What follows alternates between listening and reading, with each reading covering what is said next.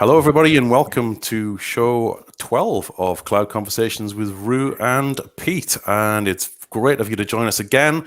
My name's Peter, or Pete Rising. I'm a Microsoft MVP in Office Apps and Services. And as always, I'm joined by my very, very good friend indeed, Rue Campbell. Hey, Rue, how are you today? Hey, Pete. All good here. All good here. Excited for the show. Episode 12. These are kind of flying by now. It's getting a bit crazy. It's just pow, pow, pow with these episodes. But no, very happy to be joining you and very happy to be introducing our guest today, Holly Lehman, who works as a program manager for Microsoft in the Azure team, focusing on product improvement. So, Holly, how are you? I'm good. Thank you so much for having me. Happy Friday. Yeah, I'll say it's been a long week. So I guess, if you could just kind of introduce yourself to our viewers, tell us a little bit about yourself. Where you're from? How did you end up in Microsoft? That's always an interesting story. And then also, what do you do in the Azure team? Yeah. Okay. Well, again, thank you for having me. My name is Holly Lehman. I am, as Rue said, a program manager at Microsoft. I work on the Azure Product Improvement CxP team, and I've housed myself under the partner world, which I am super pleased that I've had that opportunity. A little bit about me to start off with. I am actually a Las Vegas native. I am a Nevadan, born and raised, went to college for communication and law, believe it or not, ended up falling into 10 years working on the administrative side of law. After 2 police departments and a jail, I figured, I think I need to find a new gig, and went into working for hospitality. So I worked almost every front of house, role that you can think of. Ended up opening a hotel where I got my program management skills at. I was one of the first to be hired for this resort. I was there when it was dirt, and to be there when you open the doors, it's just the coolest experience ever. And then we found out we're having a baby, so came to Seattle, and my heart is around guest experiences and customer service. So went to hospitality, and after I realized having a baby and crazy schedules aren't always the best scenario, I wanted to, go out of my box and start a new journey that would give me a really long-standing career. So of course, where did I go? I went to Microsoft, and after 2 years as an admin, I decided I wanted to change hats and roles, and that's not always easy in this industry. Once you're pegged with one sort of title, that's it. So I left for 2 years, spent time with my family, came back as a program manager on Intune and configuration manager, fell in love with what I did. We talk about imposter syndrome a bit before we started to go live. And for years, it was a hard go for me because I had this massive imposter syndrome. I'm not understanding where I fit into a technical world where my passion is people and customers and creating amazing experiences. And so after a few years of being on that team, the Azure team came and said, hey, do you want to build and brand and create a customer program for us? So I said, yeah. And I started to realize I had this crazy passion around logistics and events and connecting with humans in technology and sharing their story for them at times. And so, I dealt with imposter syndrome. I still do every single day. I did 5 minutes before I logged on. Like, why me? Why do I get to have this privilege? But it did teach me that your career journey, you never know what left or right it's going to take. And to realize that every skill, every personality, every talent is needed in order for an entire team to be successful. So here I am. On the Azure team that I work on, I do run the North Star Partner Program. I have 8 amazing partners that I get to work with. I share their story. I highlight what they're doing with our customers. I also have the privilege of hearing the technical feedback and sharing it back to the engineering team. So when Microsoft says we care and we're listening, that's the team I work on. My team basically listens to various feedback across Azure, and it's our job to help the engineering team prioritize the upcoming planning cycle based on information we're hearing and sharing back with them. So that's a little bit about me. Nice one. Awesome stuff. And, it's interesting because you mentioned that one of the things that really stuck out to me when you were introducing yourself and things, and you mentioned how you made that shift. Even within Microsoft, you shifted from one role to kind of another role, and that within IT, folks can sometimes get this label, and it can be hard to shift that label. Microsoft obviously has a really good reputation as being a good employer, but did you find that you had to work hard to get rid of that label? And if so, what did you have to do to kind of then establish yourself in that new role? Yeah, no, that's a really good question. And I did. Microsoft is an amazing employer, and I've learned that especially through COVID. I will say that. What Satya Nadella has done to really drive excellence and work-life balance and the importance of mental stability during all this chaos is really made me a Microsoft advocate. That's the positive. The negative is, yes, you're absolutely right. Changing hats is real difficult in any role. But I think for me, I was blessed to be able to go back to the team that I started on 2 years prior as the admin. So it did take me a bit of, I had to be a bit more clear. So I'm not here as the admin anymore. I'm now a PM running customer and MVP programs, and I'm here to grow my skill set. And I had to get real confident in the fact that I love this tech community. I loved what I was doing. I loved hearing the stories. I loved sharing it back and changing somebody's internal point of view as to what is happening on the other side of the story. So part of it is really realizing why you made the change, what your passion is, what strengths you're bringing that maybe nobody saw before, and really evangelizing on those positive. I think it takes some time, but it does help wipe one title off and allow you the space to whiteboard the new title. Right. Yeah. And I guess part of it must be, there's a figure of speech that I don't know if you have it in America, but in the UK it's prevalent, and it's the proof is in the pudding. Yes. Insofar as if you're good at your job and you can show that you're delivering, that's right. That counts for something, I guess. Yeah. And as a woman in tech, I mean, we talk about diversity and inclusion all the time. I've dealt with so many different labels, right? Like, oh, you're a woman in tech who's never worked in tech. What do you know? What do you bring? Why are you here? You don't code. And so, I've even had people tell me, tone down your look. Don't wear as much makeup. Don't do this. Don't do that. I even had people say, you're going to have to work twice as hard when you go into a room of engineers and share whatever the thing is, whether it's a project or it's an event or it's a case study. And I said, that's okay. I know why I'm here. And I'm willing to not change who I am, but to be what Donna Sakar says, loudly myself, and go into a room. And if I have to work twice as hard, I'm okay with that. But at the end of the day, when my experience drives positive results and solutions, that's okay. We'll get there. Everybody has some sort of hidden issue or discrimination or something that they're facing that no one knows about. And so sometimes for me, in my experience, I don't want to talk for everybody else, but for me, in my experience, I've had the non-tech to deal with, I've had the women in tech to deal with, and I've had the fact that, maybe I don't fit in based on looks and what that is supposed to look like, but I don't want to change who I am. That's just something that I've determined to myself because I want to set an example for my daughters. For sure.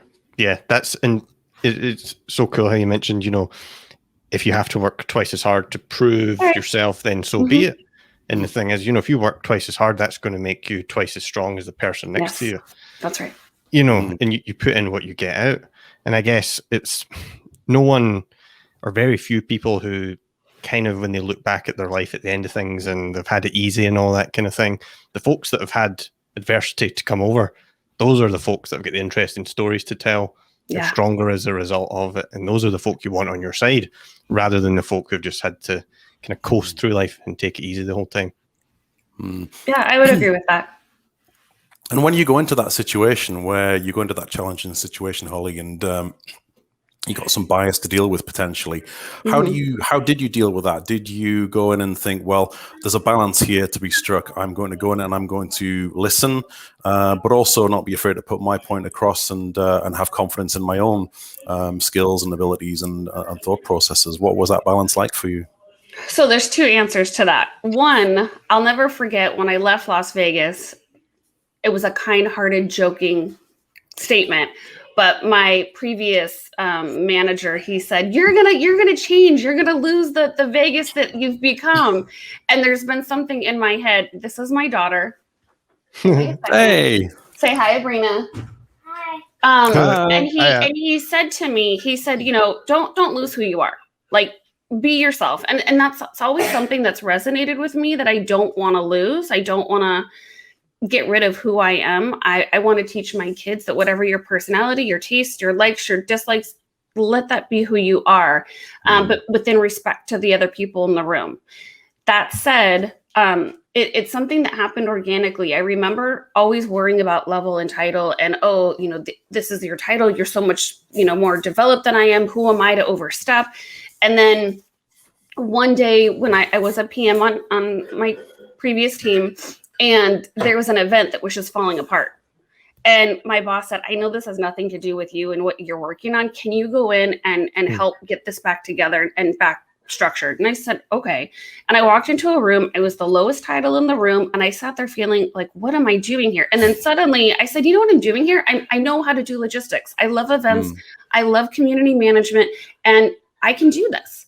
And all of a sudden I was able to be myself and say, hey, here's what I think we should do in respect to everybody in the room. And it was just taking that moment of reminding myself what my strengths are and why Microsoft hired me that allowed me, within respect, get a room together and get us all driving in the same course and get everything back course corrected. Yeah, and opening a hotel, that must have stood you in amazing stead for experiences like that. I guess in that time in your life, I'm guessing you've seen some very interesting stuff. Have you got any funny tales to tell from that time in your life? Yeah, actually. So because we worked around the clock and because there was no title at that point, it didn't matter if you were, because I supported 2 vice presidents. It didn't matter if you were an admin, a VP. It didn't matter. You were there to do all the work. I mean, I was running around checking hotel rooms with the housekeeping team. My first, project was researching toilets, like the height, the size, what works, what doesn't. I mean, and you really did everything. But one of the funniest things was I supported the vice president of IT, and they were doing room checks on all the rooms to make sure this new technology worked. And my room was the one that was completely backwards. Of all the people, my curtains didn't open. They closed when you said open. When you opened the door, my lights went off instead of going on. I mean, it was just, you look back and you laugh. And I remember running around this hotel with everybody I worked with, and everybody was themselves. They were there just to do a job and have fun at the end of the day, but make sure that this opening went smooth. Everybody was on board. Everybody was in the grass, and I loved that, looking at all these managers and vice presidents that were up all night with us. And it just showed me I gained a lot of respect for these managers because they were in it with us. It wasn't, I'm up here, you're down here. We were all checking mini bars, checking grommets, measuring, tables, and measuring the little, what people think is minuscule. But if we weren't all doing it together and everybody wiped their title away, it wouldn't have gone as successful as it was. And it's a truly successful resort now. And so I'm really proud to be able to have that experience. Nice one. Awesome. It's really cool when you see folks at that upper level of management taking ownership. Yes. And getting in there with the weeds with you, insofar as, they probably don't have to do that, but by being there and being with you, it's shown that you're all one team and That's they're right. not above you. Yeah, that's cool. And I guess, do you, because there's always this, how would you say, there's always a level of mystique for folks outside Microsoft looking into Microsoft, seeing how it's structured.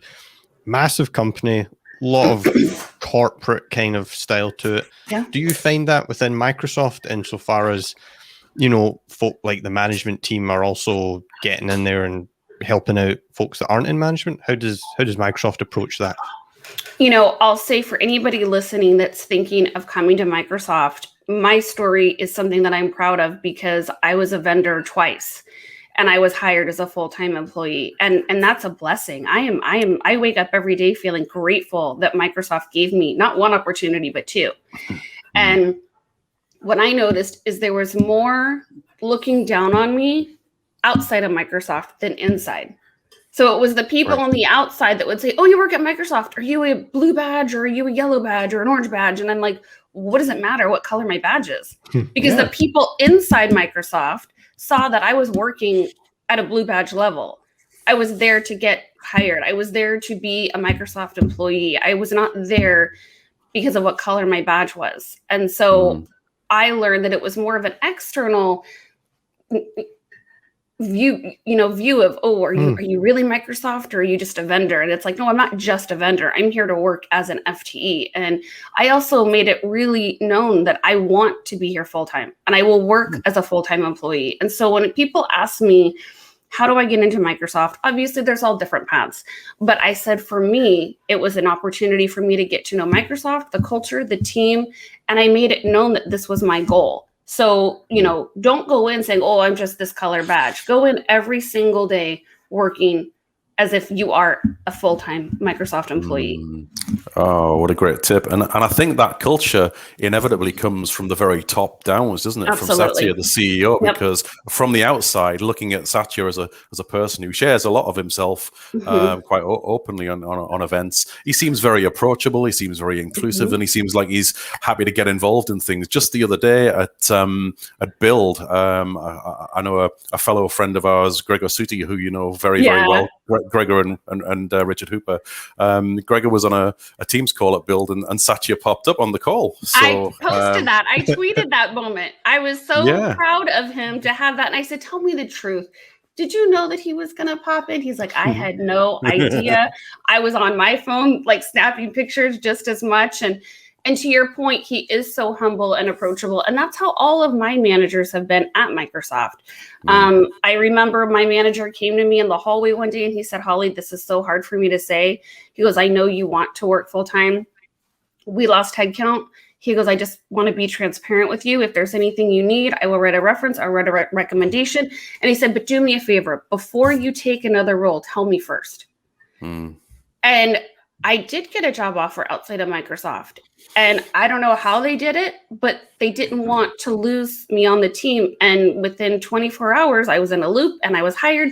And it just showed that the managers and the team, if you're working as if you want to be there and you want to give that loyalty and empowerment that Satya talks about, and you run and drive with that one Microsoft, things do work out. And it's an opportunity for you to decide, do I like the team? Do I like the role? Do I like what this looks like? Or maybe I don't. Maybe this isn't for me. So it's a nice little handshake opportunity for you to interview just as much as they are.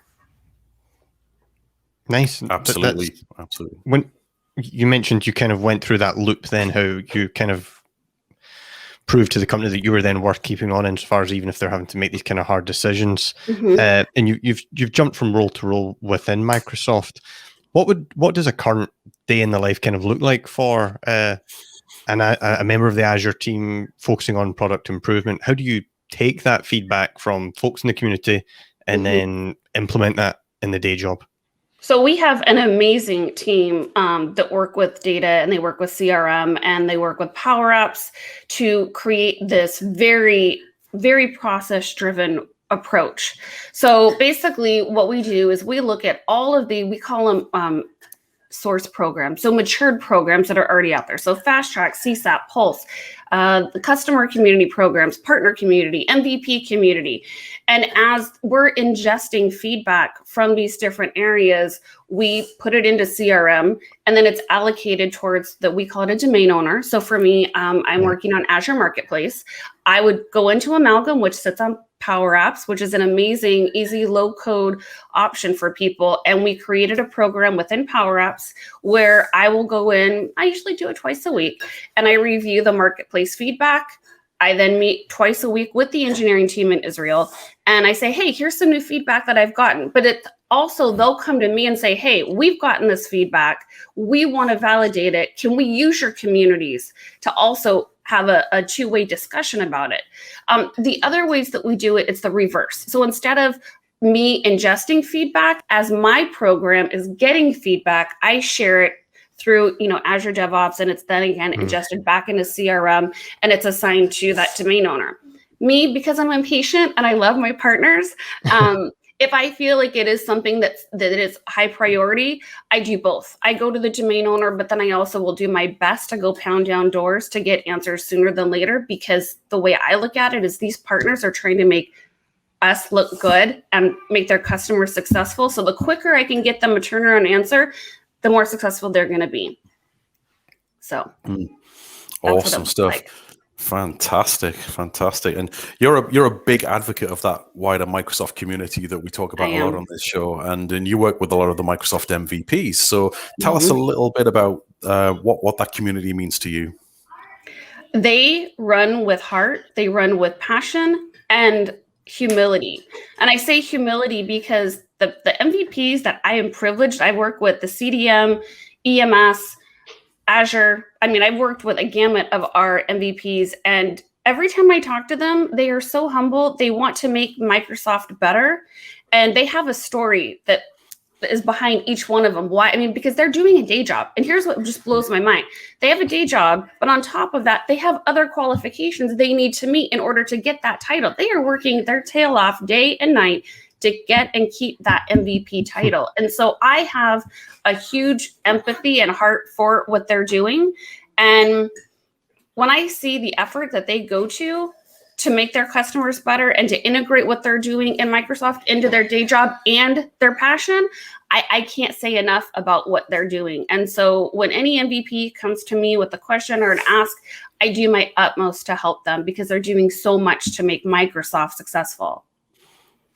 Yeah, it blows my mind how productive some of these folks are. I mean, just the other show there, we had a fella called Rudy Ooms on, and he puts out 3 or 4 blogs a week. That's crazy. Oh yeah, tell me about it. It blows my mind. I thought I was doing pretty well with 1 a week, and then Rudy showed along and just kind of put me to shame. And then also the community-driven software that they'll release, where maybe there's something that Microsoft don't have a solution for yet, so they'll just go away and make it themselves. And that stuff, it kind of blows my mind how folk can be so productive, but also be so committed.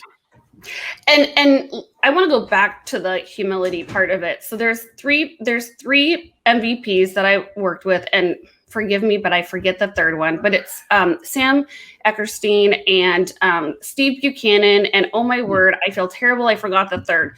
But they released a book about Azure, and their heart was to make sure any level could read the book and ingest it and get something out of it. So I said, I'll read it. I'm happy to read it. What I loved about it is, one, I got something out of it. I could read it. It was ingestible for any level. But also, you could tell where Steve was writing. You could tell where Sam was writing because their personality came out in the book.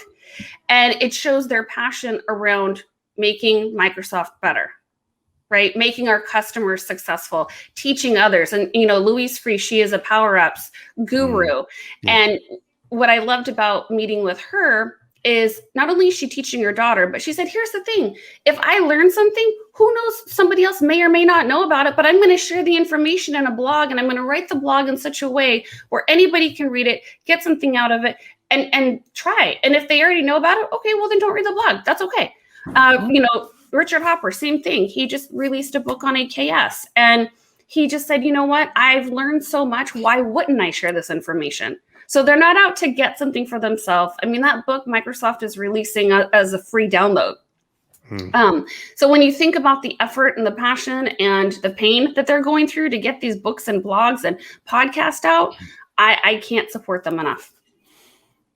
Yeah. Well, I mean, our very own Pete here, he's published 2 books. When's the third? I don't know when the third one's coming out. Well, one and a half. I can't take credit for 2 completely.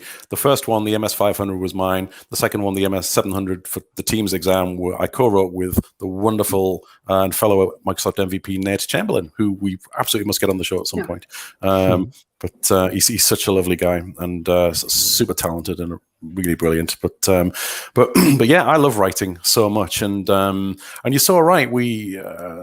It's a passion for people in the community and people who put that work in and ultimately get rewarded by being awarded as MVP and nominated and then awarded. Rudy Ooms, who we just mentioned there, who writes the 3 blogs a week, he's just being given the award, and rightly so. So the system works, which is awesome. And it's a 2-way relationship. I found since I've been an MVP myself, I was awarded in October 2020.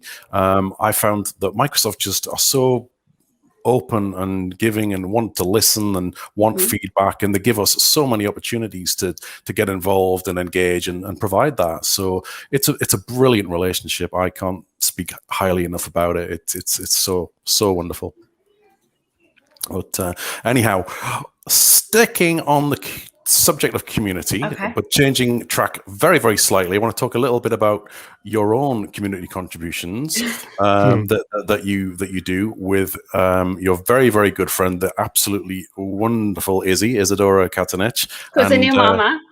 A new, Yeah. absolutely. A new mama. Yeah, congratulations, Izzy and Thomas, on the birth of the beautiful your beautiful daughter, whose name is Amelia, isn't it? Amelia. Mm-hmm. Amelia, what a lovely name.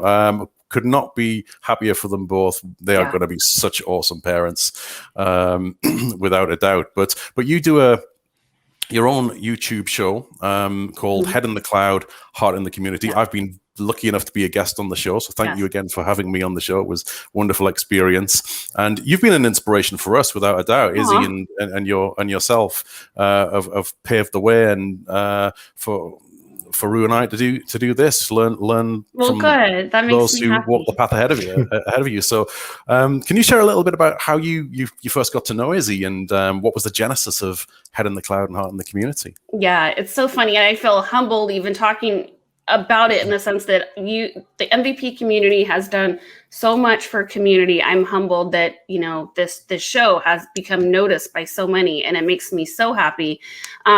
Izzy and I actually, we talk about this. We've never actually met. We have been to multiple events together when we didn't know each other. We've never crossed paths, but we have been within the same community circle for years. And Sam, who I mentioned earlier, said, you've got to connect with Izzy on Twitter. We just got along so well. I've met her fiance, who's a cloud advocate for Azure. And we were just joking one night, and we did a TikTok together, and we were razzing, Joey Snow and Rick Klaus, and we were trying to get them to do it with us. And the point is, the show went, or the little TikTok went crazy. We were shocked by how many views and how many comments. And here's the thing, whether people were laughing at us or with us, we got people during a pandemic to connect and to laugh. And that's all we really cared about. And so we started chit-chatting, and my imposter syndrome came up, because I thought, why in the world would Izzy, who I just completely admire and love and respect, want to do something with me that's going to take up more of her time? But I sent a text and I said, hey, what would you think if we highlighted the humans in tech who we can't meet anymore at events, and we share their story? Going back to what you said about community, when you forget that all these humans exist and the story behind these humans, like your beautiful story about your son. I mean, I love hearing the actual stories of what people are going through outside of the tech. The tech is only a piece of who they are. You've got, Miri Rodriguez, who's an award-winning author. You've got Dux, who's this huge branding guru. I mean, there's so many things that people are doing outside of their day job, and we wanted to showcase it. We wanted to bring a little sunshine to a very kind of dismal year. And so our focus wasn't about, tell me about the APIs and the code you just wrote on GitHub, and but we showcased, what's your passion, what's tech, but how did you get into tech? And part of it was, let's tell other people who are thinking about getting into any kind of new career, hey, here's some different stories. I mean, we interviewed Donna Ryan, and we found out she actually started community by being a chef, right? I mean, in the tech community, she was a chef, and they needed someone to set up a data center. Okay, and she liked it. Who knew?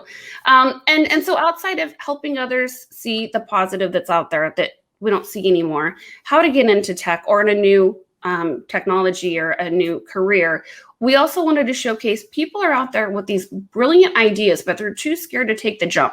So let's talk about what some of those fears are. Let's talk about what some of those goals might look like. Are you wanting to write a book? Are you wanting to design a new, clothing line? Are you wanting to, get a pet? I don't know.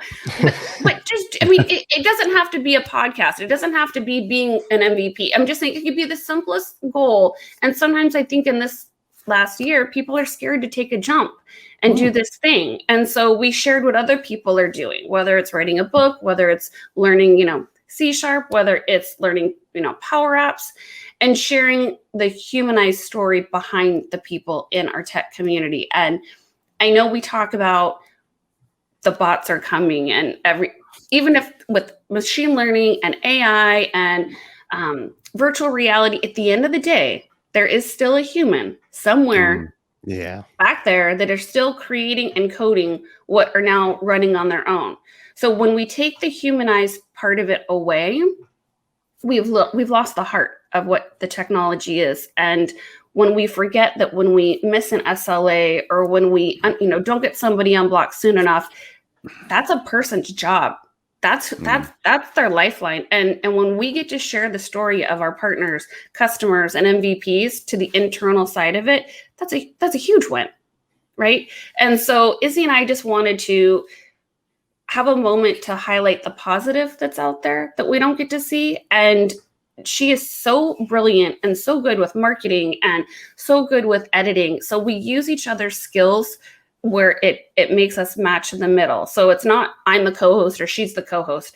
We're just the host of the show. I have a piece before I do, the logistical side of it. I, reach out.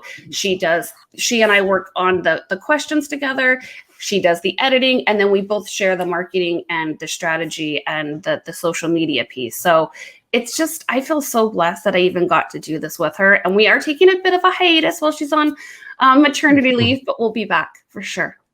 I think we can forgive you for taking a little bit of a break. That's perfectly understandable. And, like Pete said, that show has really been influential, I guess, to other podcasts. I can't speak for them, but I can certainly speak for us.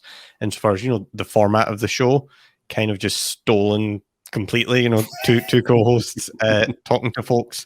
And it's about kind of hitting that balance of, the technical stuff, because we're in a technical industry, but then talking to folks about, well, tell me what you're really like. Tell me the challenges you've overcome.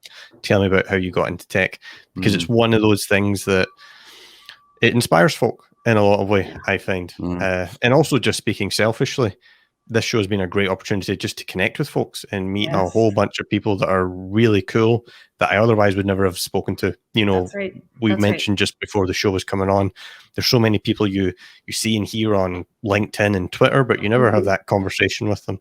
And I think podcasts are a really cool way to then actually talk to people. Well, we used to have that opportunity at the events, right? Like I would see somebody and we would sit and have a quick coffee or a quick chat, and you learn about who they are and their passion, and then you get inspired and you want to go do a thing. And we don't have that anymore. We don't have the ability to connect on this level. And so being able to virtually connect and share stories and share, whether it's code or, whether it's a new book that you're releasing and why you're doing it. I think when people know the why behind anything, suddenly now you've gotten their empathy side. You're pulling people in instead of just, oh, do you like Azure? I like Azure. Let's read a book. Right. But why did you write the book? Yeah. What was your intent? Why did you, download it for free? What, right. So it's so much more than just, I wanted an MVP title. It's so much more than, hey, this is a customer of mine, or we want to do unblock you, or we want to share your feedback. When they say Microsoft is listening, they truly are in different ways. And now that we can't do it live at events or at Moneyball events or community events, I think this is the new way that we're learning from each other. And we can do it virtually without the cost. We just don't get the hugs. Yeah, you're right. It does. We've spoken to this before as well. And we spoke to Izzy about it. And as far as it does feel like, if there's one advantage of all the stuff that's happened over the last, how long? 15 months? I stopped counting. It's crazy. It feels like it has maybe reduced a little bit of barriers that folk might have had to getting into things. Yep. Online conferences and things, folk can just pop on and perform a presentation. They don't have to get on planes and worry about stage fright and things like that, I don't know. I still get nervous. Every interview, every time I meet with a partner, I do still get nervous. But I mean, like for me, this was my first MS Build I got to attend. And I was so happy. I was so thankful because, I could just log on at my convenience, and my manager encouraged you, turn off your, calendar, shut it off, make this your focus as if you were attending live. So there's pros and cons to it all, but we're finding ways to make more pros than cons, I think. Yeah. Definitely. Yeah. You mentioned how you still get the nervousness, the butterflies and things like that. This comes up a lot. Do you ever find that there's ways to get over it, or is it just a case of getting on with it and it's always going to be there? I look at it as I've already committed, so jump. And the other is the fact I'm always still nervous tells me I still care. That's Right. how I look at it, is that if I just logged in, Absolutely. didn't care, I've lost my passion and heart for it. It's so important to me when I would run an event. I ran multiple customer events. I helped with MVP Summit. I've done partner events. And it was so important to me that when they left whatever that event was, that I knew that they were flying home back to their family and their job. And they said, no, those 3 days or that week or that 2 days, it was totally worth my time. And I never want to lose that nervousness. So if someone's listening to this, I want them to end the podcast feeling like, you know what, that was really cool. I'm glad I took the time to listen. Yeah. So that's how I look at it, is I've already committed, so jump. Yeah. That's a nice one. That's a good quote. I've already committed, so I'll just do it. And one of the ways that I can't remember who it was in the podcast we were discussing it with, but the way that I kind of think about this, because we've all done it in our careers, you find that point where you're like, oh, where do I go? What do I do? Hard decision to make. You kind of have to look at it and say, well, decision A is going to be frightening, but not making that decision and the alternative of ignoring that decision, that's even more frightening. So you need something to kind of, not only need something to run towards, but something to run away from. And in the case of stage fright and things like that, maybe it's better that, you do it. If you're not good at it, so what? But that's better than never doing it in the first place and living with that, the what if syndrome, I guess.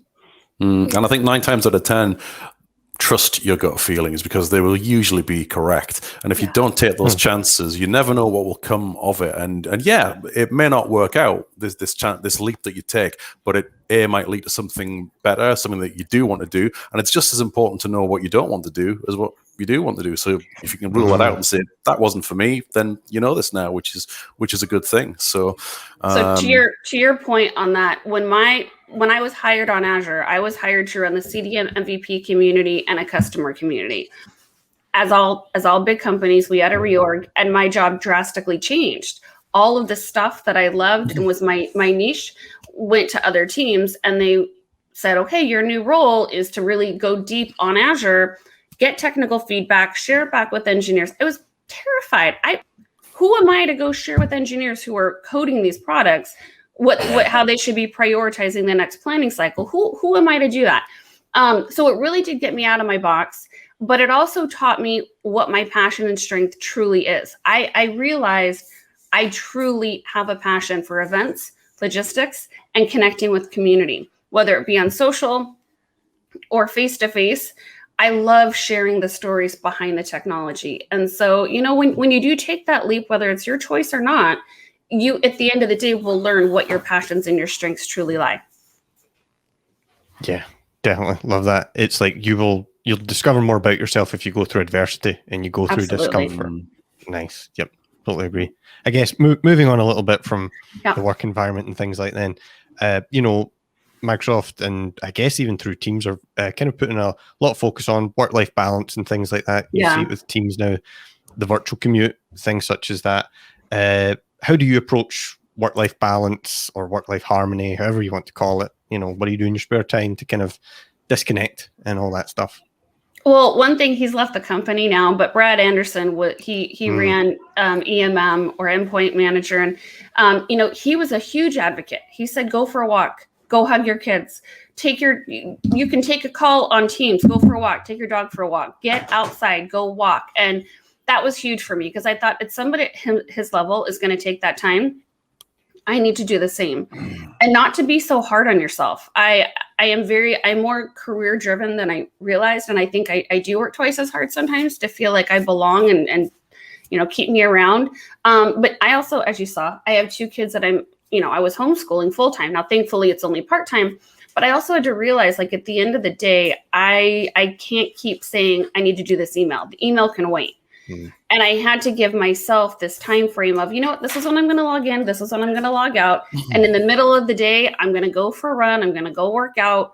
And because otherwise I was just sitting at this desk and I was going a bit mad, and I was losing prioritization and importance of what's valuable. And so I realized when I set that expectation for myself, like, hey, if you were in the office, you'd leave at 4. That's what you would do.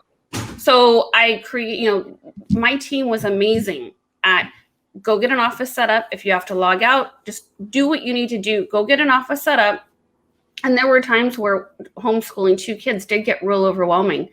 And I appreciate that I had a manager and a leadership team that would say, okay, how can we work with you so that you can handle doing both? Because this is out of your control. So I think having that open conversation with yourself and your management team is huge. That's so important. And if you can have those conversations with your employers, then that is a great thing indeed. You're just gonna, it's gonna benefit everyone. It's gonna benefit them. It's gonna benefit you. Everyone's gonna be happier. Everyone's gonna be more productive and do a great job at the end of the day, which is what everybody wants. So, and it's awesome that comes from someone at Brad Anderson's level. You know, I loved watching The Ship Room and all the shows that Brad put out. I'll miss those. Actually, quite devastated that they'll not come back. But it's really cool to see someone at his level as a kind of VP for, I think it was M365 or, you know, at such a high level, reinforcing that and saying, look, the world isn't going to fall apart just because you don't answer an email for an hour. You know, it's perspective, and it's cool to see that coming from the C-suites. But it's also, it's something that I had to learn, because being in hospitality with the role that I had, I was so used to being on my phone 24/7 on the weekends, didn't matter, and getting this quick turnaround time. And finally I realized, like, oh, well, no, now it's become an expectation. If someone emails me, the expectation is I'm going to answer on the weekend, or I'm going to answer within 15 minutes. And I had to realize, like, hold on. I need to level set what that expectation should look like, especially being at home with my family. Nothing is going to, you know, the Microsoft doors are not going to close if I don't answer an email within 15 minutes. In fact, if I wait and I'm more methodical in getting that answer and getting that issue or challenge or bug or whatever it is unblocked in a more direct, concise way, it might actually benefit everybody that I'm not just so quick to hurry and respond. It's not that I don't care. It's about having the thought process behind it to say it's not urgent. And if it is urgent, you're going to know when to make that change in your role. But for me, it was really setting new expectations for myself. And that's so important. And that is a hard instinct to fight, because I am exactly the same. If an email comes in, I just, I must respond to this. Because I like to please people. I want people to be happy. And I think, well, the sooner I respond back, the happier they're going to be, keep people happy. But that's not the way it works. And it's an ongoing process for me. I'm by far from the finished article in that regard. I need to work harder at finding that better balance. It can be challenging for sure. Yeah, well, especially now that we work with people all over the world, right? If I'm really, truly trying to think about making everybody happy, if I'm getting up and someone's going to bed and vice versa, with the time zones, it's not feasible to keep that up. You're going to go mad, and you're not giving your best to everybody. And so that's how I looked at it. Absolutely. I guess shifting gears back to a discussion that started earlier when you were talking about your journey into IT, and we talked about repositioning yourself within Microsoft and things like that. And one of the things that comes up in the show is the discussion about, you know, female in tech and things like that. You mentioned how you want to be that role model to your daughters. You don't want to change who you are to kind of please other folks, and nor should you have to do that. What are your kind of thoughts on, you know, progress and things, and how things are moving with the role of women in tech? I'll be honest, on the show, we don't want to just kind of look at it as, oh, well, this is the obligatory discussion. We have to have this discussion. It's about seeing, well, what can we do to make sure that, I guess, not just female in tech, but anyone who might not think it's the industry for them, how do we get folks interested in it? So that's a twofold question. When it comes to where do I see women in tech, I would say across boundaries, whether, you know, due to everything happening right now in the world today, I would say we're making huge strides to be more inclusive across every background, person. You know, it doesn't matter, because we're now having it in our face that there are serious discriminations that are out there that we're not talking about.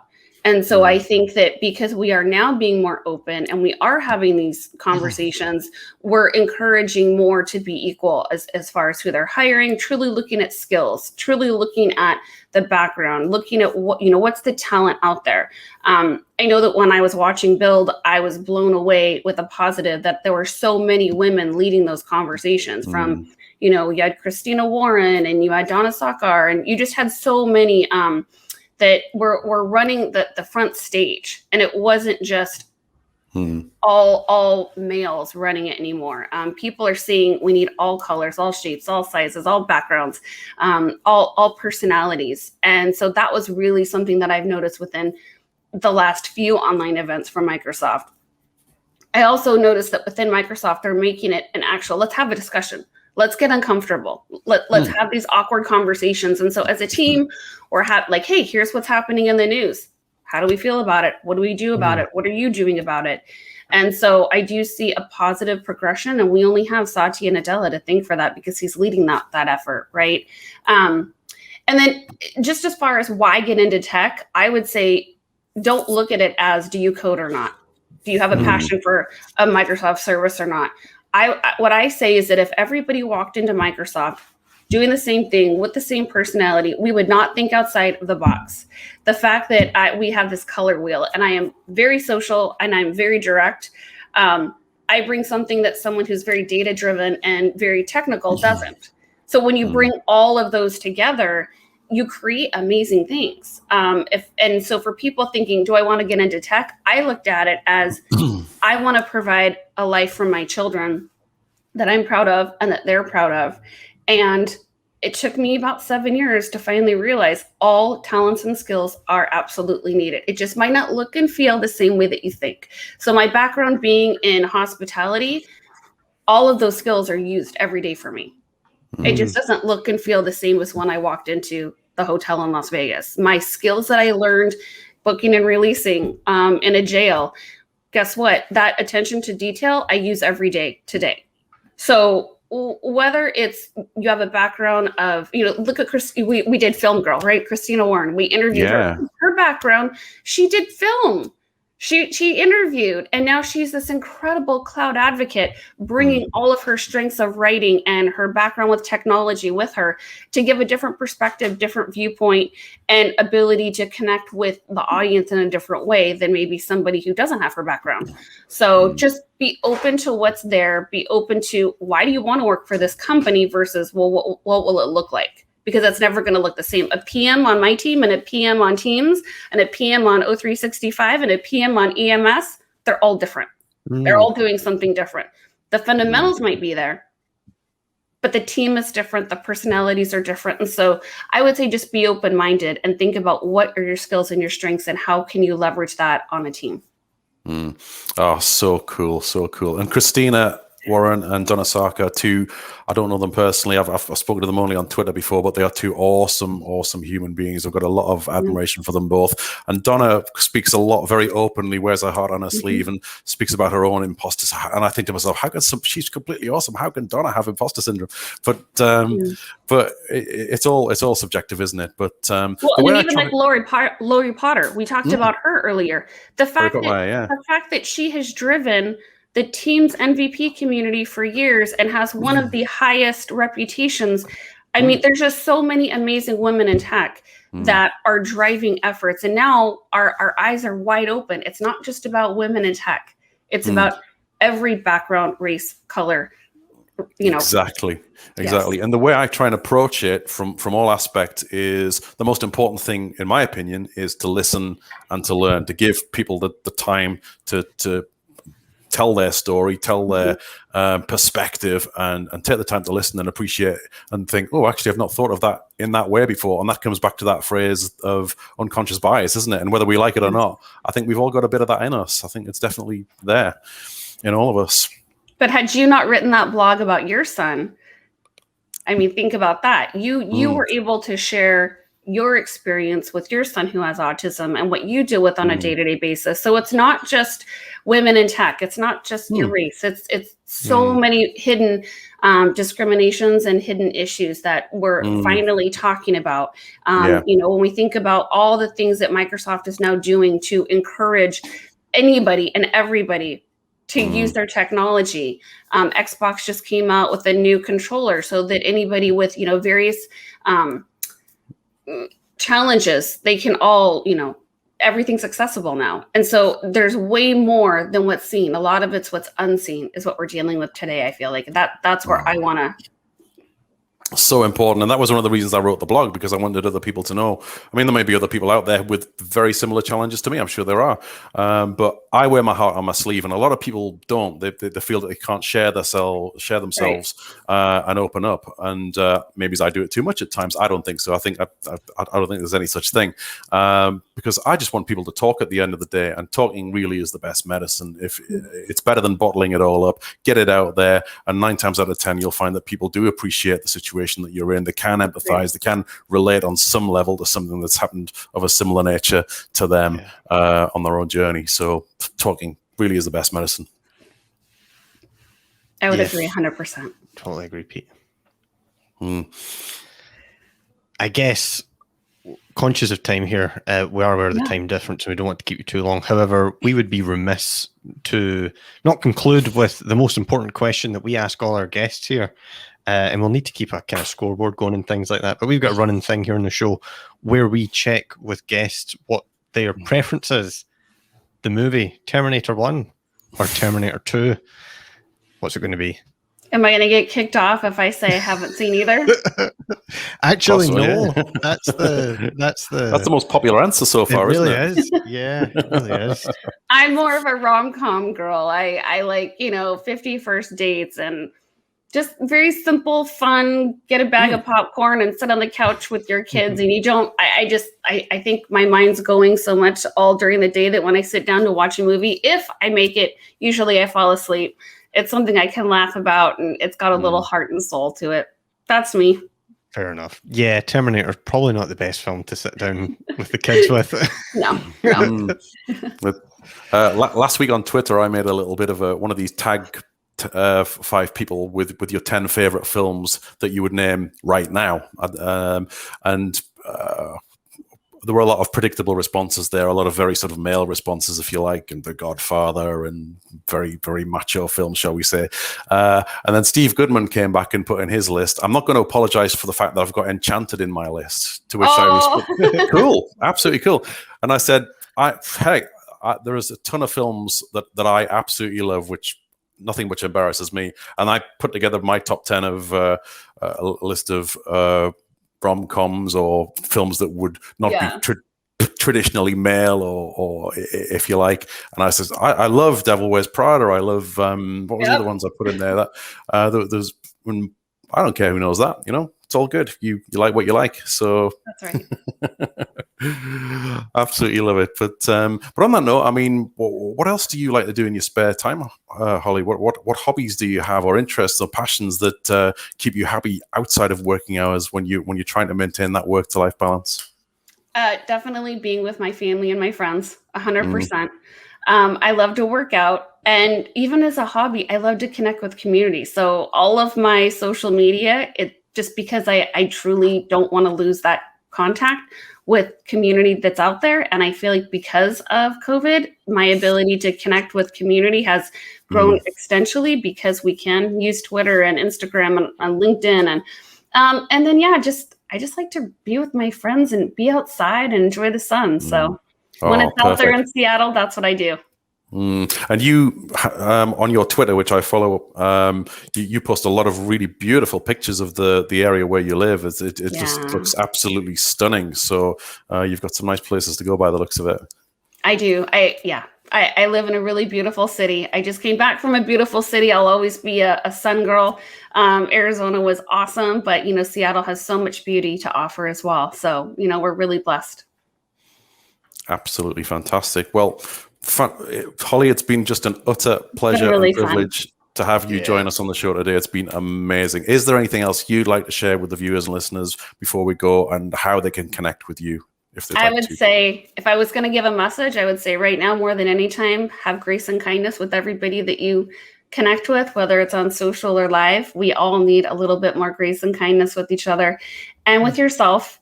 I would say connect with me on LinkedIn or Twitter. You've got my Twitter handle there, Lehman__Holly. And please follow us on, enjoy Head in the Cloud, Heart in the Community. You can find us on YouTube. We would love the subscribers and just to grow the community that we're trying to drive together with Izzy and I.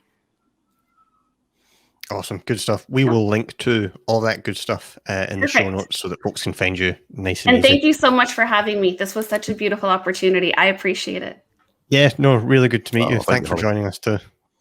We will be in touch for sure. Take care, everyone. Absolutely. Thank you. Absolutely. Okay, well, let's wind up episode 12 of, I nearly said Head in the Cloud, Heart in the Community there. That is Okay, your you can show. That is a final plug for yours and Izzy's show. What are we called again? Cloud Conversations with Rue and Pete. Thank you for joining us. Please, and we never remember to do this, please give us a follow on Twitter. We are at, I don't know what we are, but you'll find us. And we're on YouTube as well. Please give us a like and a subscribe and all that good stuff. And I've been Peter. This is my good friend Rue, our wonderful guest Holly. We'll sign off and we'll catch you down the road. Thank you all for joining us. Bye-bye. Thank you. Bye. Cheers, everyone.